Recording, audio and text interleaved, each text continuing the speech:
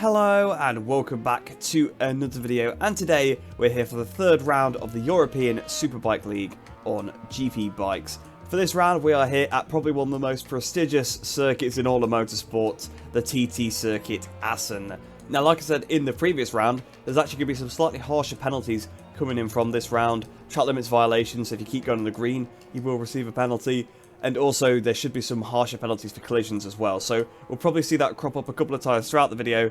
But I just thought I'd bring it up again in case you've forgotten from the last episode. But without any further ado, we'll head into my qualifying lap. I hope you enjoy. So here we are then, about to start my fastest lap from qualify, coming through the final chicane. There was a yellow flag just in front of us, but I'm not 100% sure what that actually was, because it doesn't seem like there was anybody there. But here we are, down towards turn 1. You can see we're slightly under our previous times, so at least we've got a slightly better run really through the straight. Quite a good turn 1 there, missed the apex very, very slightly, but it is a tricky corner to get. And speaking of tricky corners, this right-hander in GP bikes is so strange. It's so easy to lose the front through this corner. Just managing to keep it upright on this lap because I'm properly pushing. You can see we're currently down in 10th place on the grid, which just will not do. 2 seconds off. My previous lap was 1 minute 40.5, so I clearly crashed on that one as well. But after the first sector, we are actually underneath very, very slightly. But it's going to need to be a bit more than that, because at the minute we're on a 35.3, which for me is a good lap, but it's just not enough compared to some of these faster runners. And we've done that section pretty well, but again, we're just about in touch, so there must be a mistake surely later on the lap. We're about 2 tenths underneath after 2 sectors, so halfway around we're only going to improve maybe 1 or 2 positions, which will put us up at 8th place, which still wouldn't quite be good enough as we go through the bolt, missing the apex. Actually, probably about right there. The second part of the apex probably could have been a little bit tighter, but overall, not too much. And this is where we are gaining the time through the long right-hander. We're almost half a second underneath at the midpoint of that corner. In fact, we now are over half a second underneath as we exit the corner through this right-hander here. Again, very tricky to go on the grid. In fact, we actually did touch the grid a tad there, so good job we did get away with that one in qualifying. And as we come through the penultimate turn now, again, we're still just about 3 tenths underneath, so it's not going to be a massive improvement as we hit the brakes for the final chicane. Another really tricky section. Overall, a very tricky lap to try and put together. We've not done it perfectly. We've kept to the curb, up towards the line. What's the time going to be? A 1 minute 34.8, a pretty good lap time. And at this point, that is good enough for 6th place on the grid. And as we move down to the starting grid for race 1, it actually was good enough for 6th position, although it doesn't look that way because I'm in the middle of row 2. But if you actually pay attention to the row front, we're actually 4 to a row for some reason here. I'm not sure why, because that's not really how it works, at least for this layout of Assen anyway, because it is the modern variant of that. But either way, we are still 6th place and we are getting ready for this race to start here. We've got to try and get a good start, because otherwise the leaders will get away with us being this far back. But the lights are on now, waiting for the lights to go out here at Assen. Lights out, and away we go. A pretty good start for myself there. Triton on the front row had an absolutely terrible one. Ben's got a pretty good launch, but we got a slipstream. We go past Melina on the run down towards turn 1, so we're up to 4th place very briefly there. Melina's trying to hang it around the outside, but I think we've got it. Ben is a bit wide. In fact, Ben's completely off the track in front, so we're trying to go up the inside of Ben now. There's been a contact and we're down. We've crashed already. It's literally not even 2 quarters into the race, and we've already had contact with Melina. He tried to go up the inside, has resulted in me coming off the bike completely. We're going to have a look at it from a TV replay cam here. You can see up the inside of Melina through turn 1. Beautiful move there. Ben sort of comes from off track right in front of me, and then Melina tries to get the cut back as I've been slowed a little bit by Ben, and unfortunately he just misjudges it very slightly into the side of me, because he actually had the throttle on, so he could have shut the throttle and avoided the accident. But it is one of those things, really unfortunate. Here we are on board from the back of me, and you can just see it just hits straight into the side of us. This is from VS Master now behind, and you get a really good view, and just Melina just clips into the side of me. So it's really unfortunate, not the way you want to start the race. But cutting back to the action, of course, here, there is a yellow flag coming out of Strubben. A couple of riders now, we've gone straight through somebody. I think that's about 3 riders down there out of that corner, so I think that puts us up to 13th place. But currently, I actually have no idea where we are. I think it'll take a while for the positions to update, but it might be 13th place. It might be correct on the left-hand side. But either way, we have got to come back on our hands, and there's been another crash, a very strange place to crash there, and that bike came right on the race line. That was super close. We almost hit into them, actually. Good job I sort of deviated from my line. It kind of messed me up a bit through that whole corner, but you can see it's updated, but now up to 9th place, so it was a little bit wrong. I don't know if there was a couple of bikes off at the fast left as well. Obviously, we saw the bike sort of rejoin the track in the right-hander when he respawned, but there might have been some other people involved. But there's another yellow flag now in front, so there's another rider down, so it's going to be another position. I think that might be Matheus Neto on the left-hand side, but I'm not 100% sure who it was. I think that is his name tumbling down the left-hand side of the screen. So many crashes already. Of course, I've been one of them, unfortunately, but we've already got back up into the top 8, which is a pretty good recovery already. So only a few more positions, and there's a bike in front of us. He's all over the place. He's all out of shape. How has he pulled that one down into there? I'm not even sure who that is. Alex Nogueira is in front of us. Obviously, he's got no skin on for me. I've obviously not got his skin installed, but he does look like he's all over the place. And if you remember back to Vallelunga, he almost wiped me out at one point, and there he goes. He goes wide, so he's really struggling with the brakes on this bike, with this mod, it seems. He does seem to be struggling quite a bit because he had that out of shape moment at Vallelunga, like I mentioned previously. But that's another position there, up into P7 now. As we cut on a little bit later into the lap, we're behind Keith 11, and you can see we're close up to quite a bit through that first sector. But a very strange action there. He just sort of runs a bit wide and almost just lets me through. I put my hand up to him, actually, to sort of say thank you. And I think that might have just been because he knew I was faster. It wasn't worth battling with me, holding me up or anything like that. And maybe he was going to try and get a toe off the back of me. But cutting a little bit later on into the lap once again, you can see there's a crash off there. And I think that's Molina. I think that's Gonzalo Molina crashing there. So he's crashed out of the lead group. A little bit of karma for what happened earlier on in that race. But that moves us up another position up into P5 now. And cutting to the same corner a lap later, you can see there's actually another crash. And that's Speedy. So X-Speedy has gone down, and that actually puts us up into 4th position there. So that was pretty much it as well. That was pretty much my race. You can see we're on the final lap of the race down. We just finished in 4th place because we got up into 4th, and we were like 10 seconds behind Ben in front. So there was absolutely nothing I could do.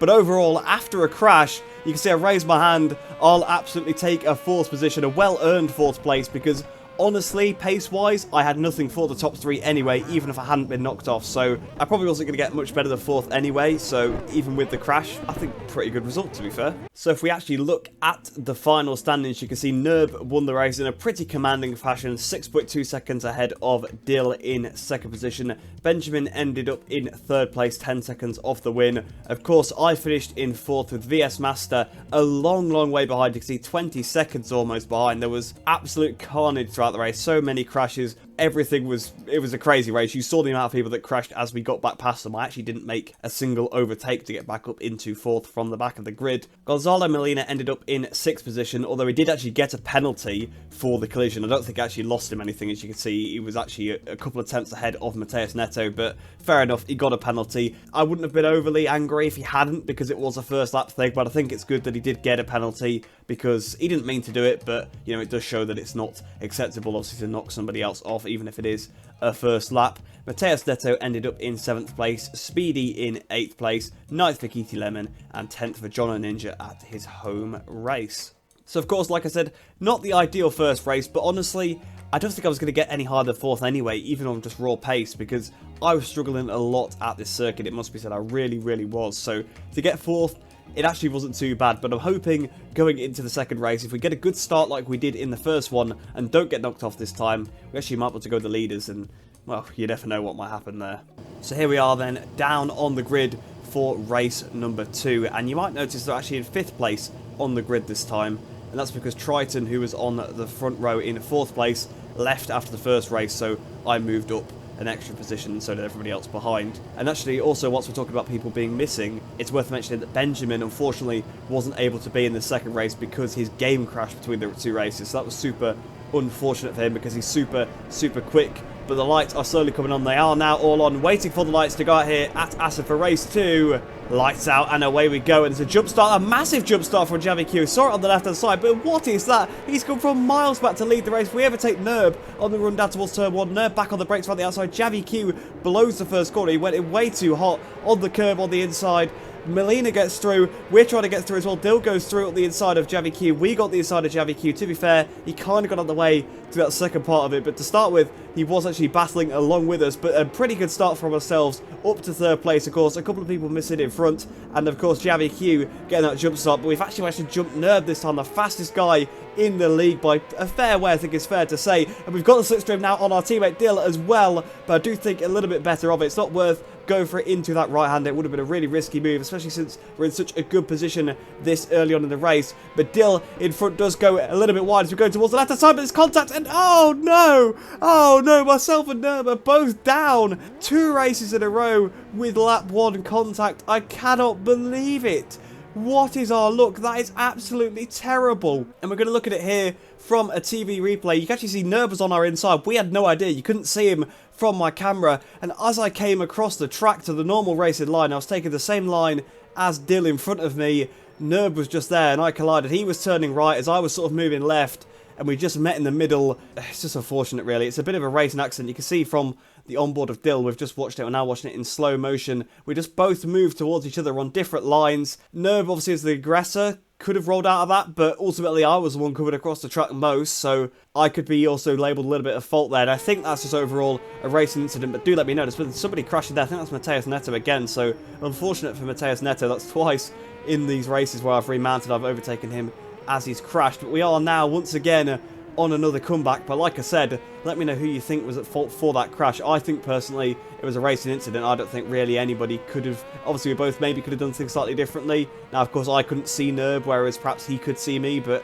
it is just one of those things. It just happened in racing from time to time. It's just unfortunate that it's happened to us 2 races in a row, although at least this time it was a little less clear cut. But cutting to the start of the second lap now, you can see there's somebody off on the left-hand side there. I think that might be Alex Nogueira. Yeah, I think that is. It's actually quite hard to tell, but I think that actually was Alex Nogueira. It's hard to tell without the skin. But cutting a little bit later on, you can now see there's a battle going on in front of us between Mick Ivana and Doc Monster. Mick Ivana has had a terrible run out of the chicane, and we're going right towards him, and oh, that was super close, so close. I was trying to get past Mick Ivana, and unfortunately my bike was wheeling, and I couldn't turn any more than I already was. I just had to roll the throttle just to turn around him, because I think he might have cut the corner at the chicane, so I think he might have rolled off to try and show that he'd given up time, but that was so close. We almost hit him. That was almost another crash. And cutting later on onto the same lap, we touched the grass on the outside of the bolt there. We've gone in super wide, and we've actually got into the gravel as well, so that's really not ideal because we've caught right up to Doc Monster. And now we've got to do all that work all over again, which is just not helpful when we're trying to do a bit of a comeback ride and cutting to the chicane at the end of this lap. It's still the same lap. Ignore the fact it says lap 4. There's somebody rejoining there, so we've moved up yet another position. I'm not 100% sure again who that was. It's very difficult to say. I think it was Speedy once again, like in the previous race. So we're now up into 8th position and cutting to the end of lap 4. Obviously, again, the lap counter is wrong because the leader is on lap 5. Coming to the chicane, I think there has been another crash. Yes, there has. Someone rejoining very slowly, and that's actually VS Master. So we move up into 7th position, and he's had a collision with Dill at the final chicane, and his bike's ended up going really far, and he's had to ride all the way up the straight really slowly. So I feel quite sorry for him there. It's a very unfortunate incident for VS and for Dill as well, but that of course does promote us back up into 7th position now. So cutting onto lap 6 now, and you can see we've finally caught up to the back of Doc Monster. That's how long it took to make up for that mistake we made at the bolt. So that was a really costly mistake, but we're right behind him now. We do want to pass him as quickly as possible because there are still some positions potentially available in front, and he goes pretty wide through the bolt, in fact actually onto the green, so we've surely got to try and make a pass here, and he's going to run a little bit wide through this right-hander as well because he's compromised. Up the inside we go. Doc Monster, nothing he could do. He couldn't turn in because we were on the inside. So we've moved up into 6th position now. You can see Tavea is just a bit in front. Dill is a little bit up the road as well because, of course, his crash with VS Master. So there's still plenty to try and do. And we've still got 4 laps to try and do it.